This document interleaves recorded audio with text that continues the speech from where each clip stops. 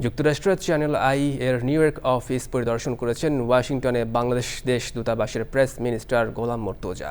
সে সময় ছিলেন Impress Telefilm ও চ্যানেল আই এর ব্যবস্থাপনা পরিচালক ফরিদুর রেজা সাগর, কথা সাহিত্যিক ইমদাদুল হক মিলন, জাতীয় চলচ্চিত্র পুরস্কার প্রাপ্ত অভিনেতা ও নির্মাতা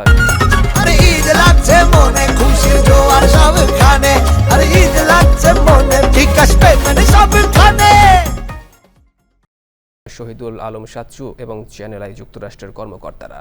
সে সময় যুক্তরাষ্ট্রসহ বিভিন্ন দেশে বসবাসরত বাংলাদেশিদের সংবাদ ও অনুষ্ঠান আরও বেশি গুরুত্ব দিয়ে প্রচারের আহ্বান জানান ওয়াশিংটনে বাংলাদেশ দূতাবাসের প্রেস মিনিস্টার।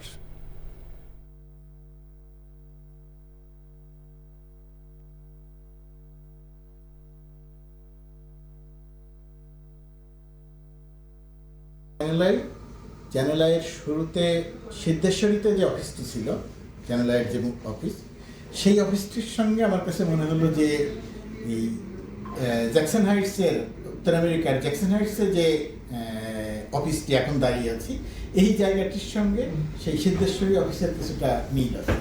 চ্যানেল আই অনেক ছোট করে শুরু হয়েছিল, এখন বিশাল বিশাল বড় হয়েছে উত্তর আমেরিকাতে। এটাকে ছোট বলা যাবে না, ছিমছাম গোছানো সুন্দর একটি অফিস।